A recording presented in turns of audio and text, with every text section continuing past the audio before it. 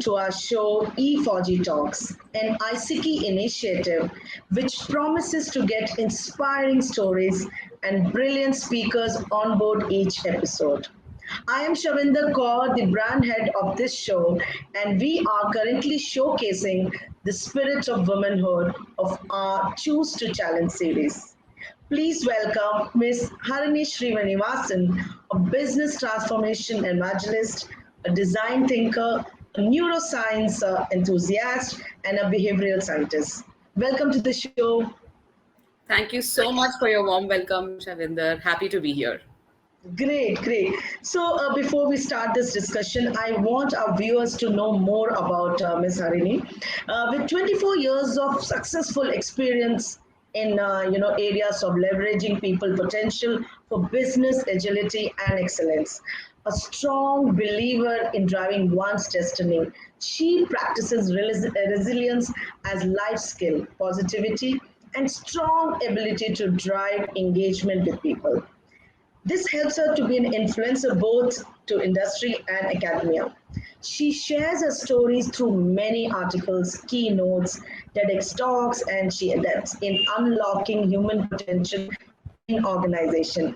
I'm really delightful to host you today, and once again, welcome to the E4G Talks Initiative show. Thank you so much. Yeah, so without wasting any further, and of course, she's also partner of Semco Style Institute of India. So, of course, when I read about your bio, all I read was that you're into inspiring people, creativity. You're involved in creativity and taking out that kind of talent in people. So, obviously, what are the ingredients of an organizational culture? That is what I want to know.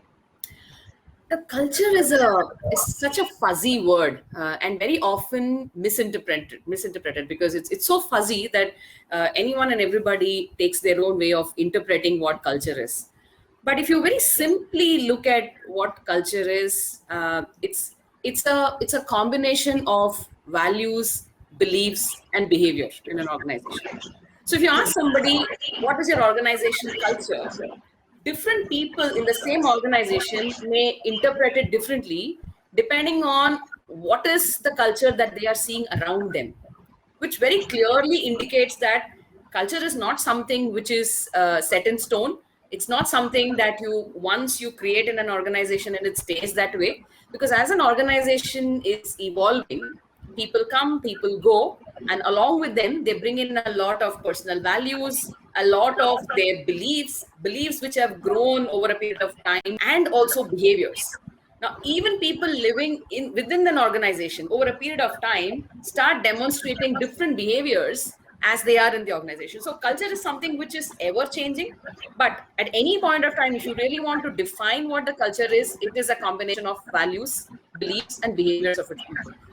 And the most interesting thing is because we are, we believe in a lot of something which gets driven from the top. We believe in power distance in the sense we are brought up that way. We are told us that look up to your elders. Whatever they say is right. So by default, what happens is culture typically runs top down. So values plus behaviors plus values plus beliefs plus behaviors is equal to culture, and it actually runs top down. So that's how I would look at culture. Very nice, I'm sure, because absolutely each organization is a set of human resource, and we are dealing with human resources, and of course, dealing with human resources is not that easy. So, and we all need a conducive environment for the organizational development as well as for the individual development. Thank you for sharing that information. So moving on with the same, on same lines. So how do organizations build trust in teams? That's very important for the development of the organization. Yeah, now trust actually is emerging as the key ingredient for organizational health. Okay. And I think the last 1 year or so has demonstrated that in the best possible way. I was looking back and reflecting at organizations. I've been in the manufacturing industry as well. And I'm looking back and thinking about those industry segments where people used to say that work from home, it's impossible. right? So even the very thought of flexible working, not for people on the shop floor, but even people doing the desk jobs, they could not agree that work from home is really possible. But when the pandemic struck, what happened? Overnight, people started working from home without much hesitation. They started learning from others. They started practicing what other people practice, and they moved into working from home pretty easily. Now, how did that happen out overnight, out of the blue? Obviously, there is something in human behavior which made it happen. Now, if you dig deeper and see what is it that's there in human behavior which made this transition doable, is trust. Trust emerged in a very big way when this transition happened. So, and therefore, trust is a key ingredient for an organization's life. It's like the heartbeat. Now, how do you develop trust in the organization? It's not something that will come overnight. It happens over a period of time, because trust has to be built. Trust cannot be brought in by magic or by swaying a magic wand. It has to be built. It has to be demonstrated. Credibility has to be there in people's minds about each other. So that there's a long process, how that happens. So if you go back and see what are those behaviors which really induce trust in an organization, is people should first of all learn to treat each other as adults. Now, this is my favorite takeaway from Ricardo Semler's book, Maverick. And that's something that we practice a lot when we consult for organizations. Is my biggest takeaway there. You'll also see that in my banner on my LinkedIn profile. And it simply says that human beings, we are asked to grow up. When we reach adolescence, we are told that grow up, take their own decisions. And we sit back at home, and as youngsters, we take decisions about which career to choose, which job to choose, whom to get married to, when to start a family, when to buy a house, what car to buy. These are all decisions that people take. But why is it that when somebody comes to the workplace, you slap a rule book in front of them and you say, here are the rules. If you comply, you're good. If you don't, there is a penalty. So isn't that a complete disjointed way you're expecting people to behave? 9 to 6, behave like a child. And after 6 p.m. to 9 a.m., you're an adult at home, right? So there's something fundamentally wrong in this. And what is fundamentally wrong is that we have to learn to treat adults as adults in the workplace. That's one of the key ingredients of how you build trust. Now, how do you treat adults as adults is, instead of giving people a problem and telling them, I will reveal bit by bit, and these are my instructions, you follow the instructions and give me a solution. Okay, when you do that, you're actually treating them as children, saying, you know only so much, and I'm going to tell you what to do next, you just do it. But when you have to treat adults as adults, you have to bring in a lot more transparency. By transparency, I don't mean to say that organizations and leaders and managers hide information intentionally. I'm not against anybody, but all that I'm saying is, as people rise up in positions of power, there is a tendency to hold back stuff within themselves because of anxiety that things may go wrong. But what I'm trying to say is, if you really want to build trust in your teams, untackle that anxiety and give people your vision of the end outcome. Be transparent about what is the outcome you want to achieve as a leader. Become a facilitator towards that outcome rather than a ringmaster or an instructor. So when you become a facilitator, you're giving what is the outcome, you're giving your vision, and you're also telling people that do the best you can and help us get there as a team. So what happens is, the accountability of delivering that outcome doesn't remain with the manager. It gets distributed. Now, when accountability gets distributed and every single player in that team takes on that accountability to achieve that outcome, the outcome becomes his or her own. Now, when the outcome becomes his or her own, trust starts developing. You start feeling that, oh yeah, my manager has told me what the outcome is. He's not giving me instructions. And therefore, let me do it to the best of my ability.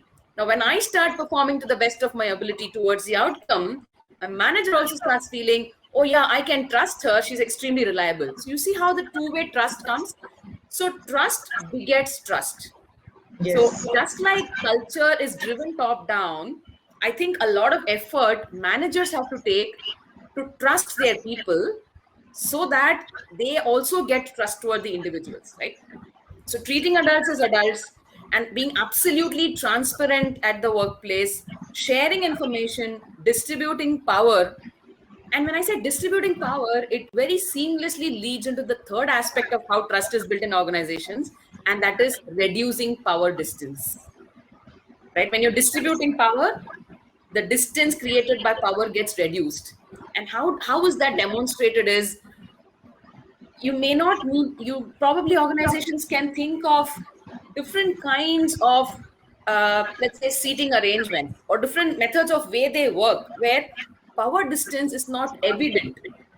Hierarchy is not evident. Managers are served in cutlery which is very stylish, team members are served in cutlery which is not so stylish, workers are served in military trays, right? That is an indication of power distance. Now if you democratize all of this and let people know that you may be operating at different levels because of your skills, but when it comes to a business objective, every one of us is an adult, and therefore think like an adult and act like an adult and come up with adult like solutions to the common business problems. And there you are. You see trust appearing as a fabric of the organization when you're able to do this as a warp and the weft. So, and this does not happen overnight. It's a process, and it has to be a conscious process. Great, Harini. I think you have explained different leadership styles and, of course, the Johari window, the adult Oh, and yes. the, yeah. So Oh, in yes. management, all of us have studied that, whoever has learned about that. Beautiful. I mean, what I feel is, give delegate work. When you delegate work, you are with responsibility, you're giving them authority as well. So, Exactly. That's with responsibility, the authority comes, and let people take the onus of their success and failures. absolutely, That's how, absolutely, yeah, absolutely. that's And that's many a how. time, people have started to understand to move away from dumping work to delegating work. But when you're delegating work, also, I think one more conscious effort people need to do is, don't delegate by giving instructions. Delegate by letting people know what is it that you want to achieve, and let them figure out how they have to get there. So when you do that, like you rightly said, you end up delegating the authority, accountability as well, and that's where distribution of power really happens. Absolutely. Whenever I've been into corporate, into education, I always tell my colleague or subordinate, don't be puppets under your leaders. Be an individual leader. All of us have got that skill and the quality to take decisions. Yes. Amazing. I really like these leadership qualities that you have shared with us. So, moving with the same topic and same discussion, how do you help managers become coaches? That's very important for the organization. In fact, that's the toughest part. In all my behavioral experiments, my struggle is there, and that is critical. So I can't ignore that struggle and get on, and that seems to be the biggest challenge. And very simply put, why it is so. So I always try to, I know I'm intrigued by the way the human brain works, and that's why I'm now studying neuroscience. And I was trying to see, why is it that this is a challenge, right? What is actually happening is, a few years back, when some of us entered into the corporate world, we looked at hierarchy. Hierarchy was hitting us hard on the face, right? I saw my manager sitting in a cabin. I saw my manager having a reserved car park.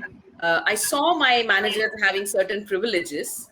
And my brain is building its own stories.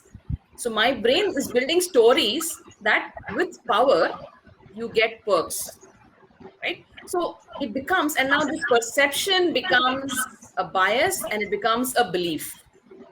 And then I started building my aspirations on that belief. Now, what am I looking at as career growth? A cabin, a reserved car space, a personal telephone, a secretary.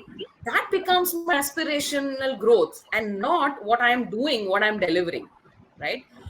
So since managers have come from, now the current managers are probably people who have grown in that, looking at those things. So for them, whatever they have aspired for and whatever they have earned over a period of time, letting go of that is not easy. because their brains have created that as my belief of professional growth. And now to break a belief is not very easy. To break a perception is easy.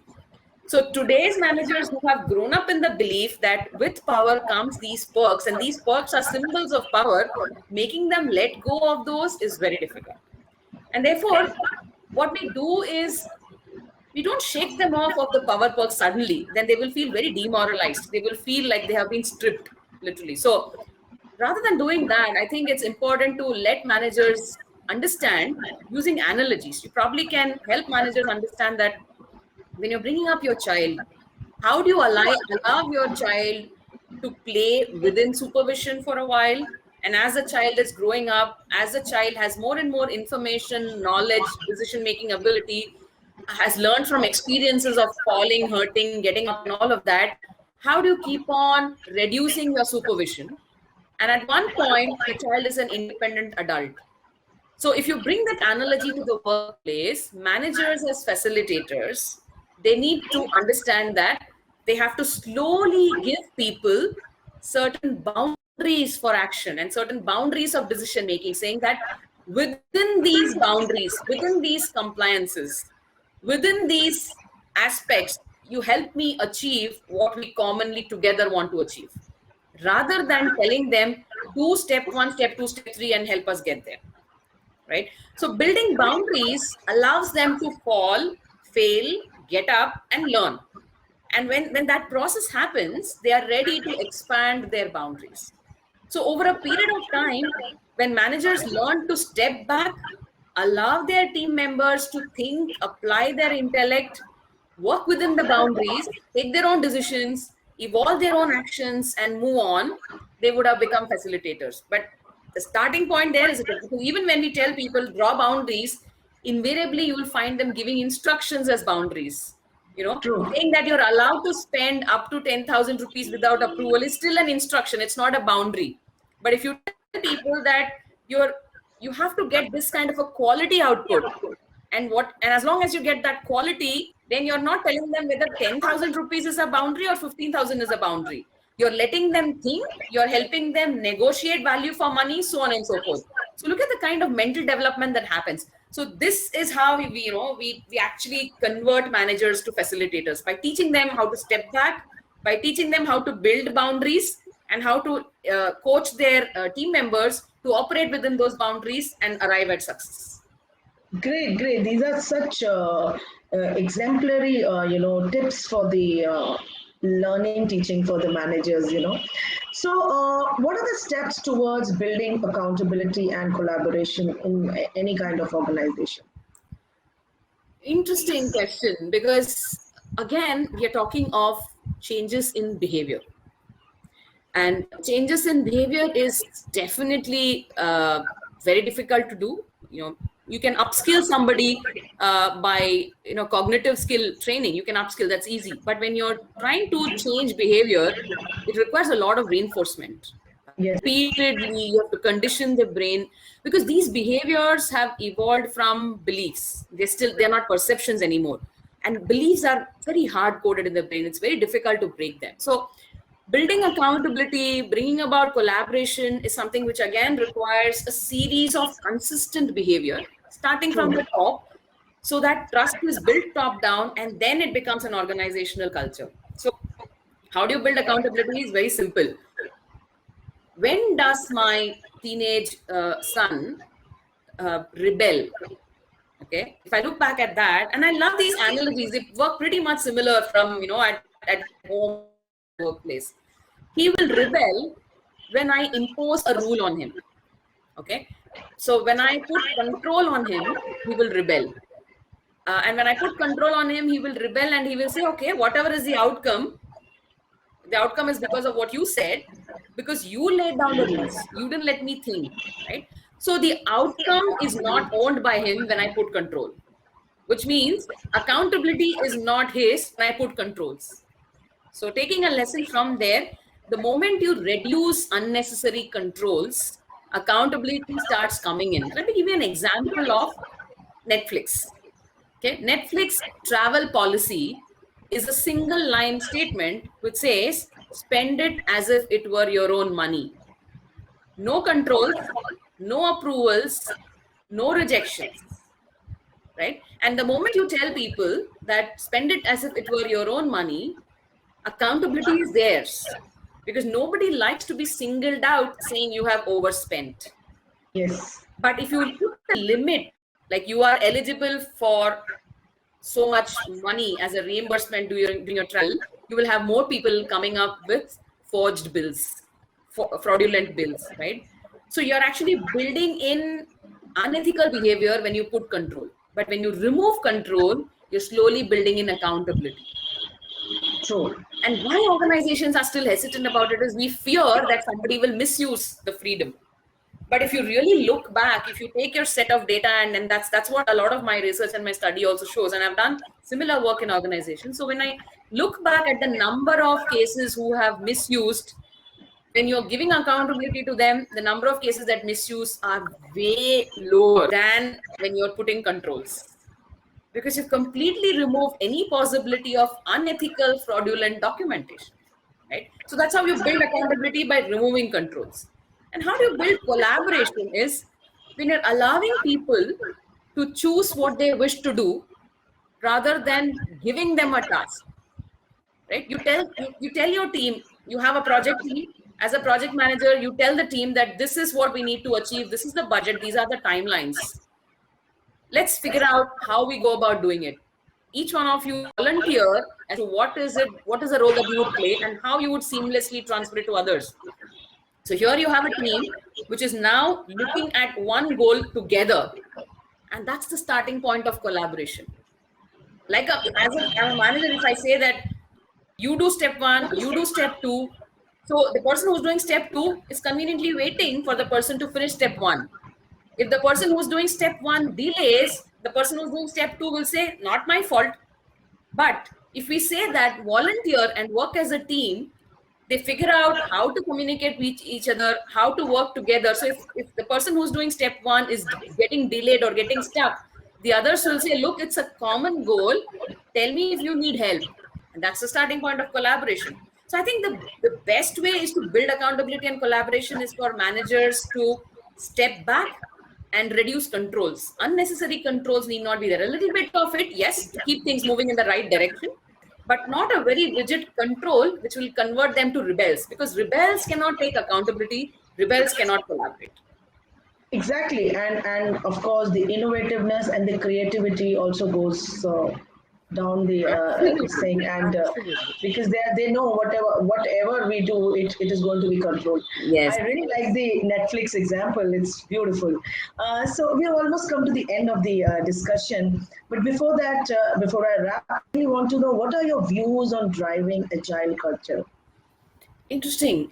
Agile is a beautiful framework, and if you look at the history of how Agile came, it started in the software industry. And even in the software industry, it was very, very popular when I was in the software industry. And at that time, I noticed that it remained a tool or a framework that the software guys used. It didn't become a culture in the organization. So what was happening is, when you're working on your project deliverables, you may be agile.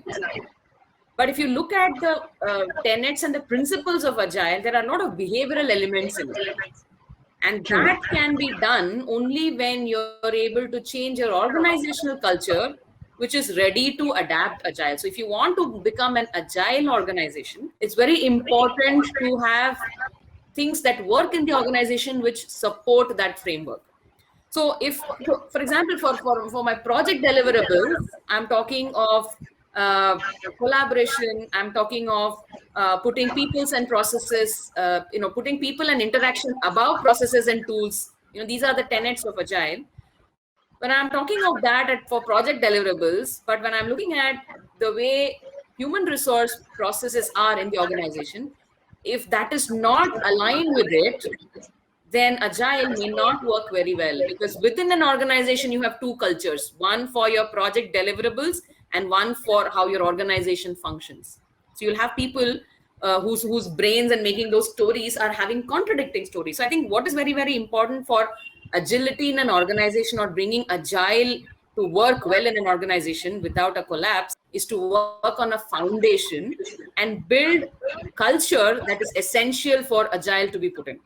And therefore, I'm right now talking to a lot of fellow HR professionals, fellow behavioral scientists in that fraternity to figure out what is it that can do for organizations so that the culture becomes a lot more agile, so that the change in culture becomes sustainable, agility becomes sustainable, and it becomes the way things happen in an organization rather than the way things a customer wants for project deliverables. So I think working on underlying people behaviors, working on the way things happen is most important for building essentials of the culture for agile transformations. Great, Ms. Harini. I really like all the behavioral transformation tips, and that's really going to be a very good takeaway for all our listeners today. One last question. What are the any tips that you would like to give people to stay happy in this present scenario? Because it is a part of behavioral transformation. Yeah. I have two strong guiding mantras. When I went through very tough times professionally, I went back into introspection and figured out that how is it that I come out of this? Because it is essential to come out of it and you can't afford to stay there. And two mantras which I wrote for myself, and that's something that I love to share with people. One is, when you are being pushed from the heights, become somebody's parachute and you will not fall. When you're being pushed to the depths, become somebody's anchor and you will not sink. So I think the best way to stay happy is to try and help out someone who is either falling or sinking, so that together we won't fall or we won't sink. And that has worked for me tremendously. Sometimes it's me, sometimes it's someone else, but that has worked. And the second mantra that has worked for me is, I've always tried to learn on the go, and how I've done that is I've entered into unknown territory at all times. I still keep doing it. And why I don't get scared or why I don't become unhappy there about failing is that I keep telling myself that you were never meant to be an egg, then why chicken out? Right? So these are things which have helped me to constantly wear a smile, brave things, and do things which are absolutely unknown territory without having a fear of failure or a fear of consequence. So I think within oneself, if you're building psychological safety, that it doesn't matter if I fail, right? Because anyways, I'm not an expert. So it doesn't matter if I fail. If we keep doing that as a practice, I think that is what resilience is all about. And being resilient eventually makes you happy. Great. I love the parachute and the anchor, ways of looking at life. Thank you so much, Ms. Harini, and for being part of this interesting Women's Special Series, Choose to Challenge. For you, I love to say that when you go beyond yourself, that's when magical things can happen. Absolutely. Very well said. Thank you. Thank you once again. And I wish you all the very best for all your future endeavors. Continue inspiring people and help them to transform in their life and touch their life the way you're doing. Thank you so much once again. It was an absolute pleasure talking to you, and I must say that you have a very positive smile on your face at all times, so that kept the energy very high in this conversation, and it was an absolute pleasure and privilege having this conversation with you. Thank you very, very much for having me over. Thanks a lot. Great. So if you wish to share your inspiring stories, contact at shavi@efaujitalks.com. I thank all the viewers. Please like, share, and subscribe to our channel. And don't forget to put your reviews on the comment section. For more interesting stories, please stay tuned. Till then, stay home, stay safe. Jai Hind.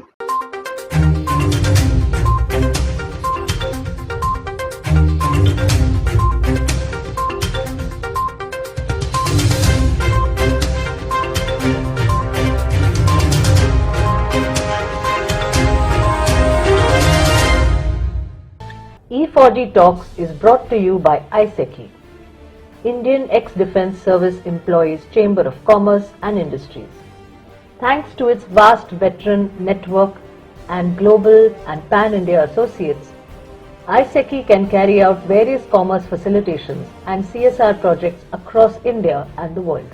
Some of ISECCI's core capability areas are Skill India, Atmanirbhar Bharat, Digital India, any ex-serviceman welfare or job program, Swachh Bharat Abhiyan related projects, telemedicine and healthcare training and job scheme, Save Water scheme, defense industry SME, MSME cluster and hub development, maritime training and inland water training with job facilitation, Canada study, job and permanent residency opportunity, e-commerce, Andaman and Nicobar commerce opportunities. ISECCI's global reach includes countries like Indonesia, Slovakia, Canada, Nepal, Singapore, Rwanda, USA, UK.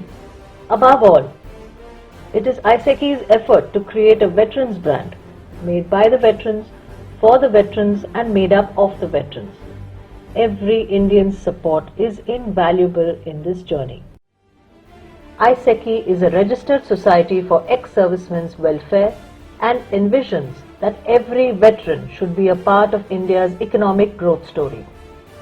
It is the aim of ISECCI to create an enabling commerce platform that will empower and synergize the veterans' talent pool.